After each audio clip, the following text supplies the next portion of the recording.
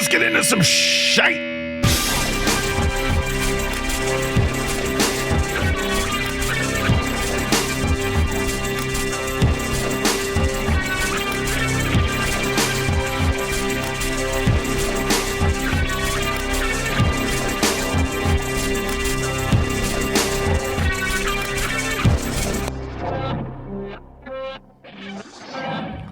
Hello, my friends. Welcome to Apocaleptic. Hey, good to hear from you. You know, it's been a week because I had a little catastrophe on Thursday's show.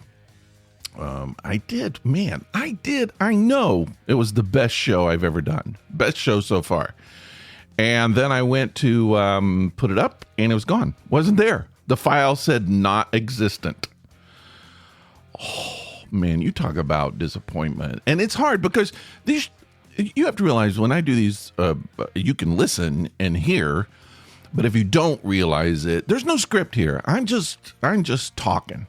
This is all improv. And I might have a little outline of what I'm going to say or something, but I'm just going. You turn it on, and so you get a little bit of boost of energy when you're working that way. And so, man, it was a good show. And I can remember right in the middle of the show and thinking, this is a good one. This is a good one. And then when it was done, the disappointment, it hits hard. So I'm not totally sure what happened. I've got some theories about what might have happened, what might be happening. A couple little theories. So I'm going to fix that, and we'll hope that it doesn't happen again. I think it was my fault. I like this morning when I was doing this show, I realized, oh, I wonder if I did that accidentally. And I think maybe I did. So I don't know.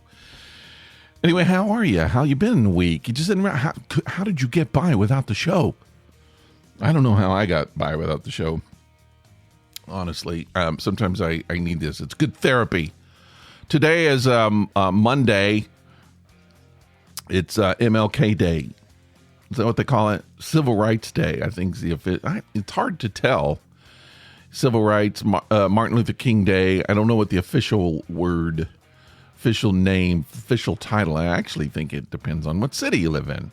You know, here's the way, as you age, as you get older, you start being able to mark your life with crazy things that happened. So like young people now, they're going to be like, oh, yeah, I was alive when the Twin Towers came down. And there will be really, really young people like, are you serious? You remember that? Because I can remember my grandfather talking about Pearl Harbor, and he remembered that. That just didn't make sense to me. And older people sometimes would say, oh, I remember when the phone came into town. And these are just things that are crazy. That when you're a kid, you can't imagine a world, but one day you're going to tell a kid that there was no such thing as a PC when you were young.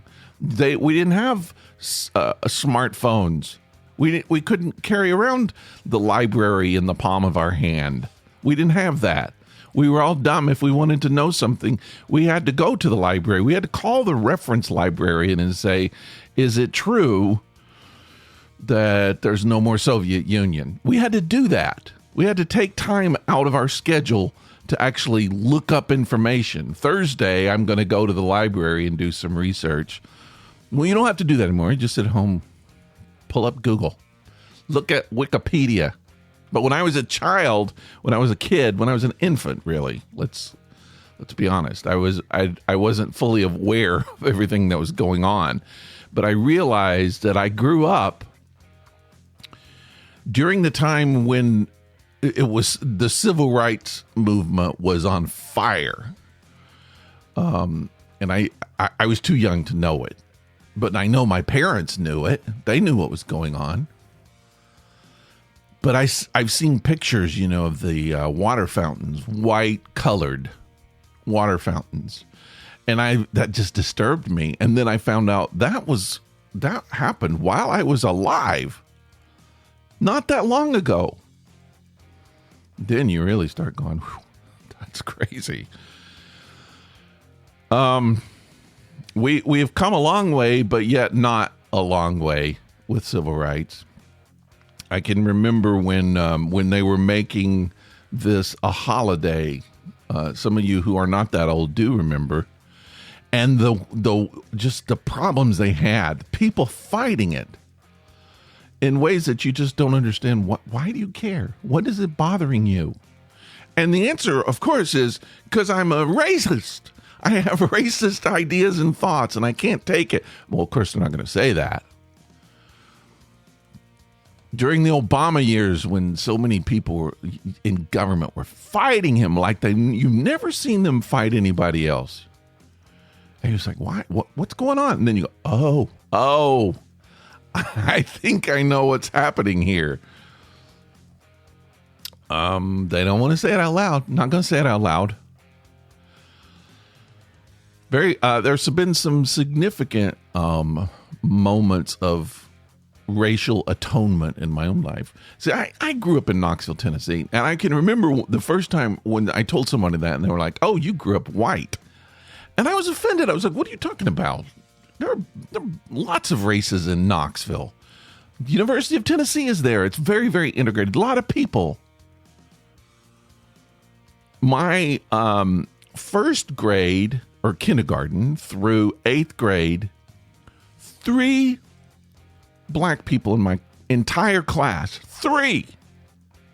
I could tell you their names right now.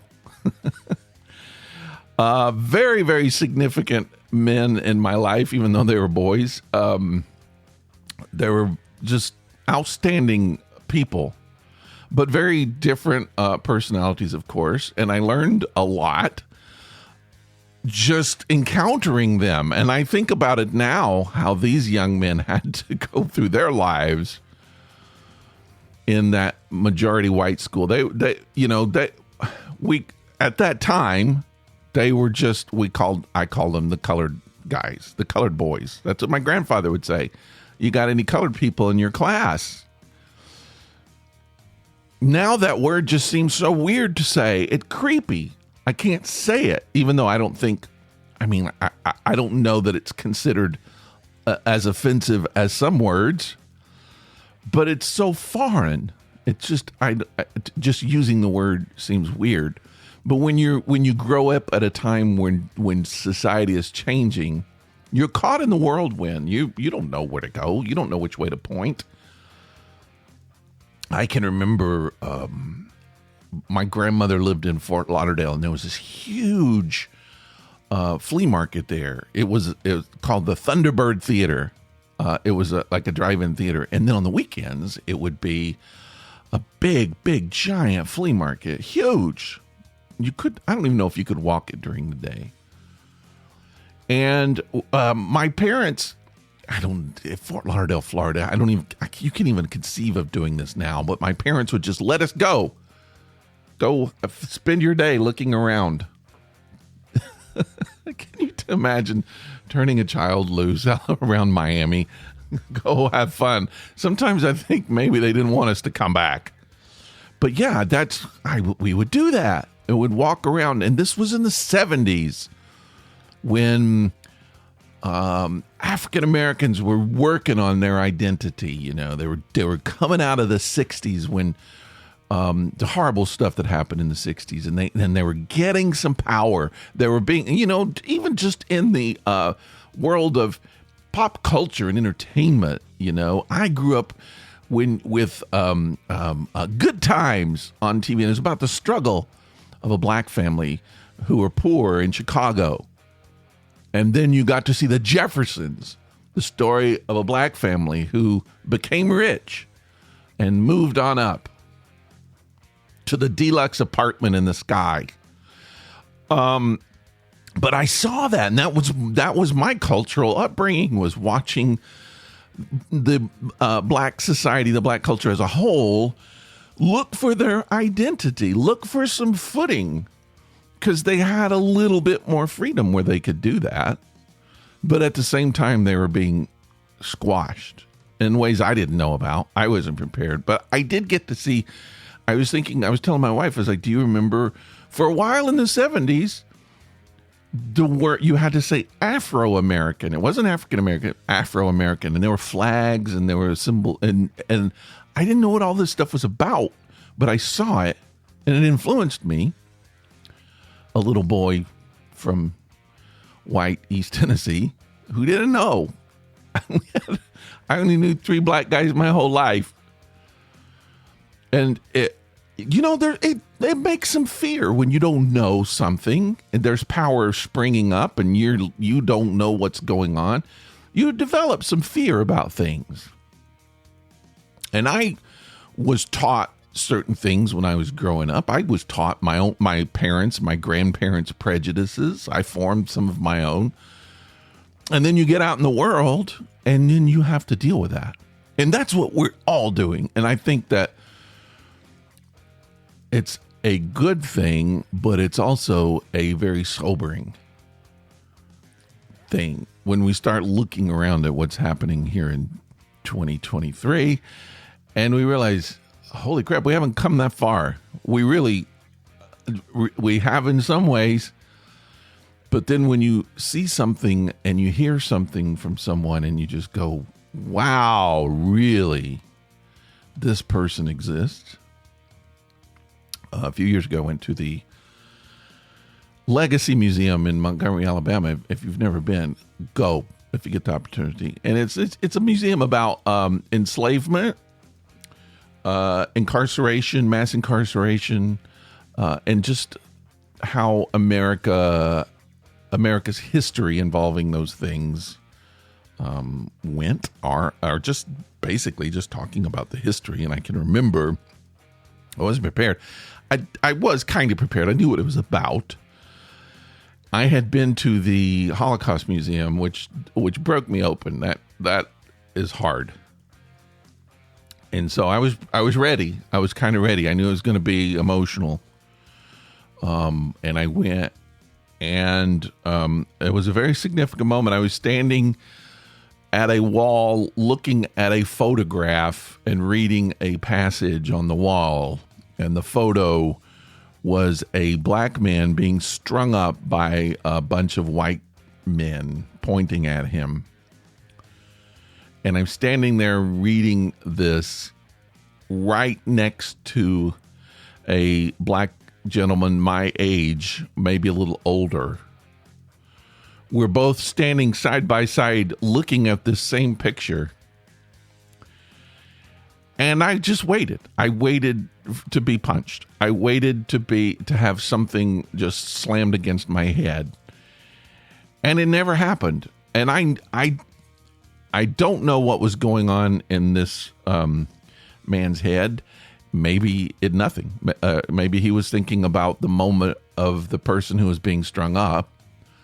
It probably wasn't a personal thing against me, like I think it might have been. But how he kept from just going off on me, I don't know. And I wonder that all the time in our society. I do think there are people who are just trying to get a race riot going. As Charles Manson predicted, there are people who are trying to do it. People, there are people in our government right now who would like to see that happen. You think I'm kidding? Just do some research, man. From their own mouth, they'll say it.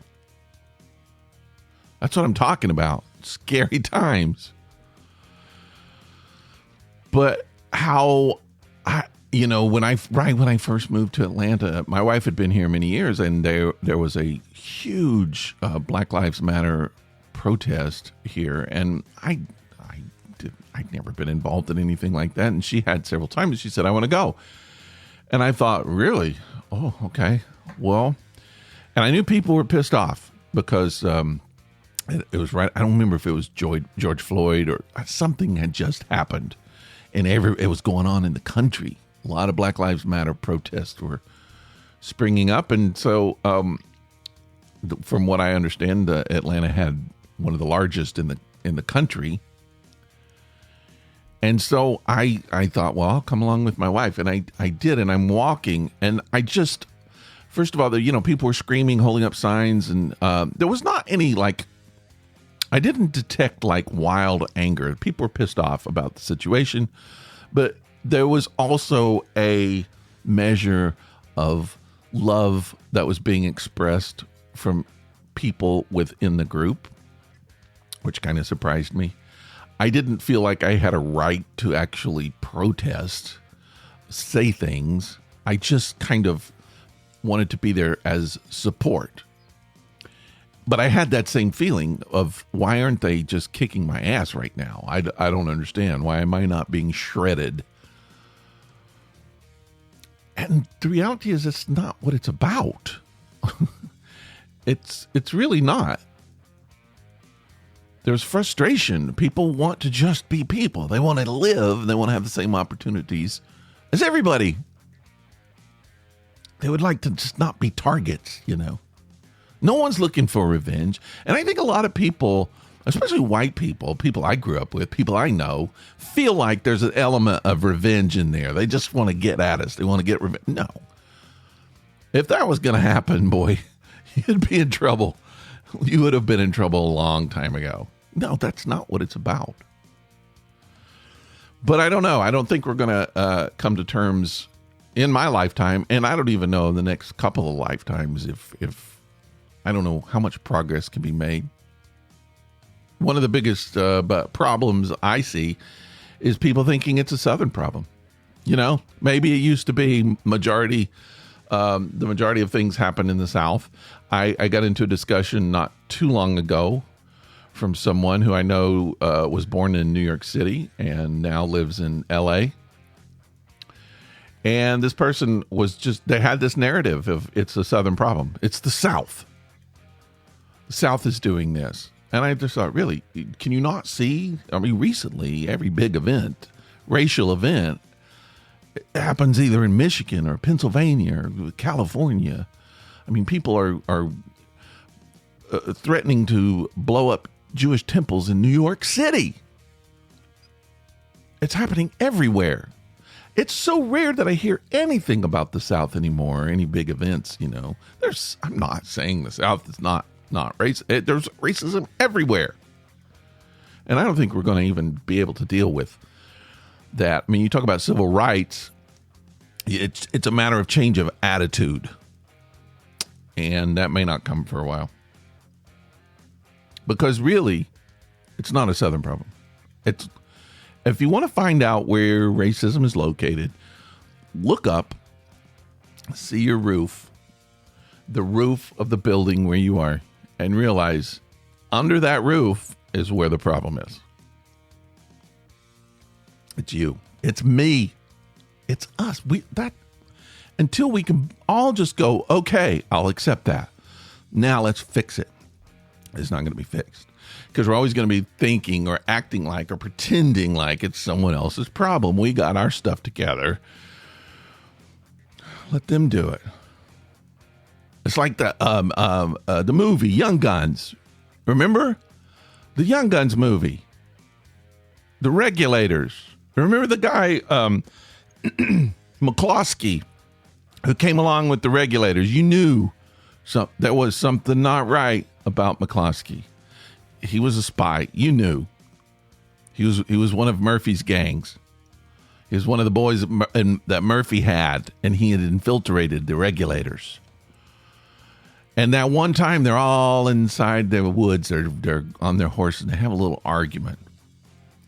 And I think one of them's like, let's go this way. And he's like, no, we should go that way. And you know, if they go his way, it's a trap. You know it. They don't know it, but you know it. At some point, Emilio Estevez gets a little feeling something ain't right. Pulls out his gun, blows away McCloskey. There was cancer in the Regulators, man. And as long as that guy was there, they were not safe. They could not ever, I won't say deal with reality because they're not really dealing with reality, but they were never safe. There was always someone trying to take them to their doom. And that's where we are. We all have McCloskey in our little band of regulators, racist regulators. And until we blow that guy away, we're lost. We're going to our doom. It's true.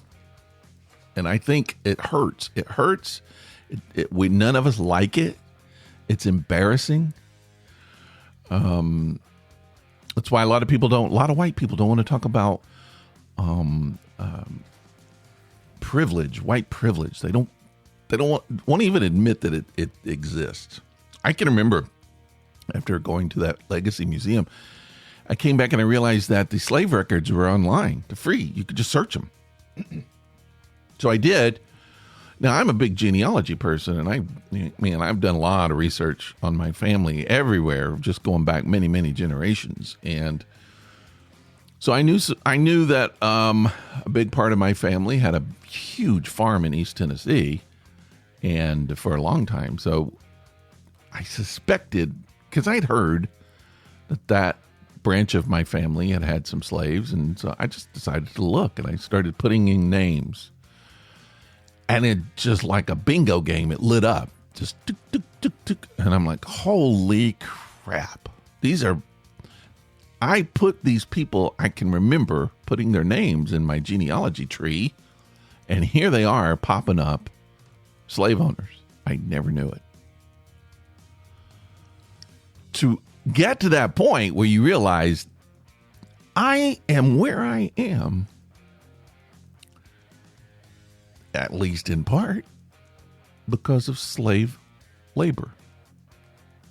Slaves got me where I am today. There are people who argue with you. I did it on my own. I earned this. Okay. But you had opportunities that were given to you or your family because they owned human beings.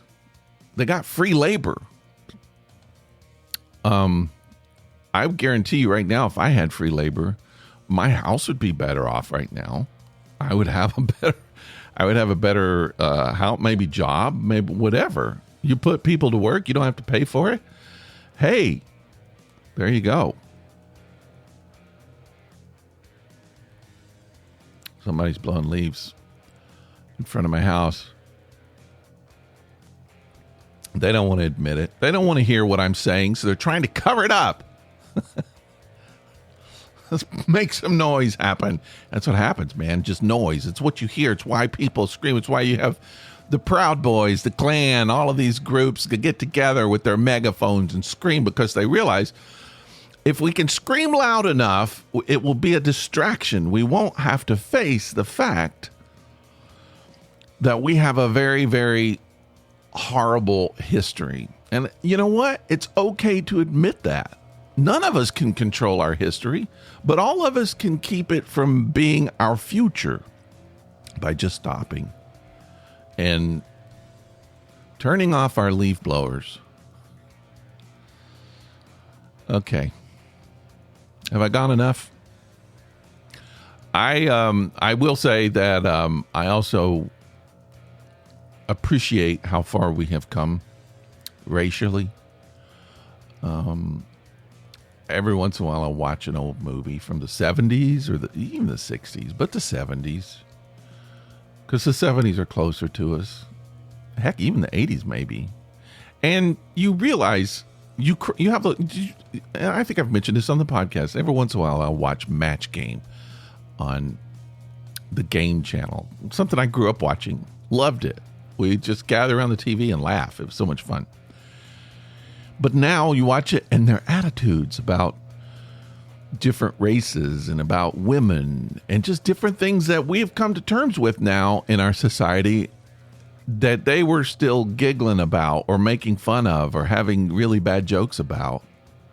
And it's uncomfortable. And that's a sign of growth.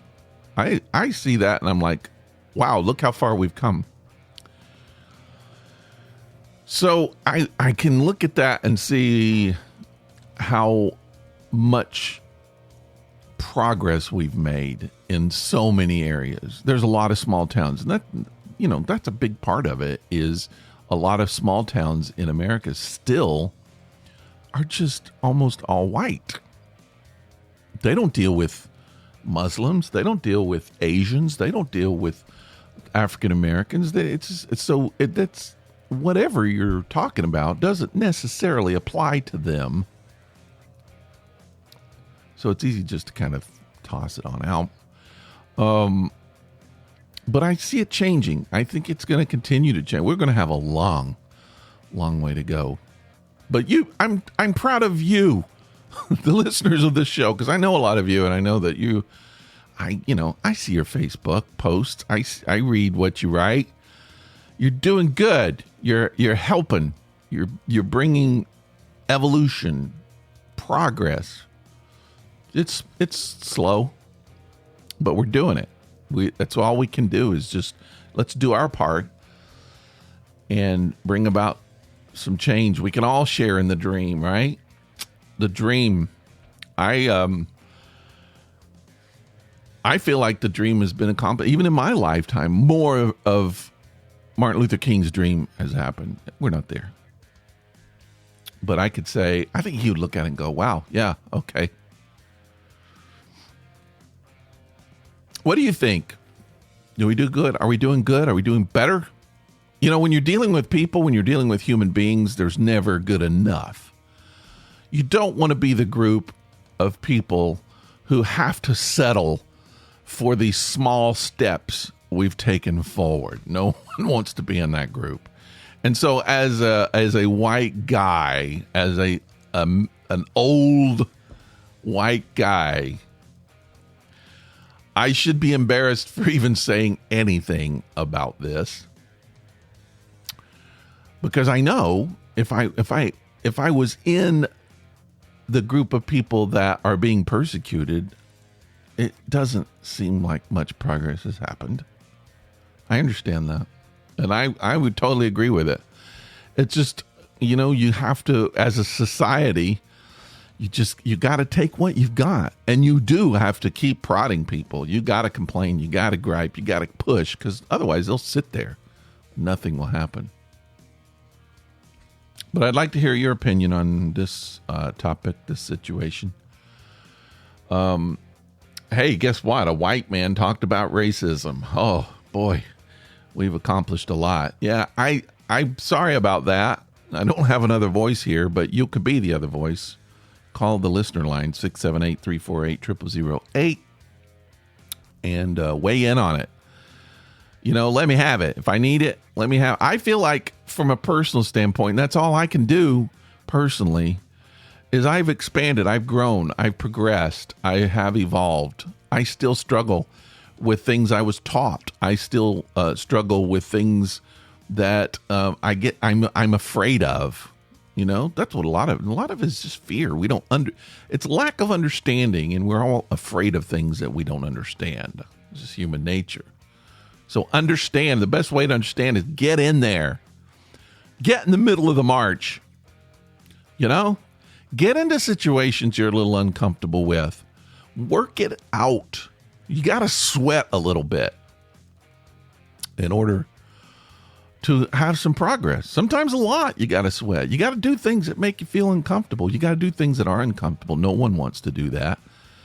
But when it's for our fellow humans, when it's for people we live with, people we love, people we share this ground with, it makes it worth it. It's valuable. Heck yeah, we'll do it. I'll do it. I'm committed to doing it. I don't care if you do it or not. Come on, tell me if you're going to do it, though. 678-348-0008. You can also text that same line, and I will get that. And I will read your opinions on the air. I'll play your opinions on the air. I'll talk about whatever you want to talk about. You can also email me, rick@apocaleptic.com, or send me a Facebook message, or just get on Facebook. Just play around on Facebook. Join us. Talk. Communicate. And then we have a website, apocaleptic.com. And those are all the good things that we got out there where you can interact with us. I'm not going to resurrect the show that I lost. I can't do it. I just can't. I thought about it because it was a good topic. I like the topic. But I'm just afraid I won't do it. I just won't do a good job. Trying to rehash never works. So I'm trying to think of a better way that I could just kind of get into the same situations. I don't know. I might do that Thursday. But anyway, this was okay. This was good. I'm always afraid to talk about racism for so many reasons. I'm always afraid I'm going to say something really dumb, unintentionally, but dumb. I was listening to a really old recording. I think it was like in the 50s. And this was a person was speaking who was known as a progressive. And he was saying, he was talking about the progress that our Negroes have made. And from his standpoint, it was very progressive. But when I listened to it, I was like, oh, it just seems so cringy. And that's a sign that we've grown. But I just think one day, just talking about the separation in races will seem so dumb and so ignorant. And people will listen to this and they'll think that guy, I mean, more people already listen to it and think that guy is ignorant, but more people will listen to it. But you can't control that. It's good to know that we've progressed, right? I think so. All right. I'm saying goodbye. We're going to try again Thursday. You can come along if you want. You don't have to. I really like for you to, though. See you then.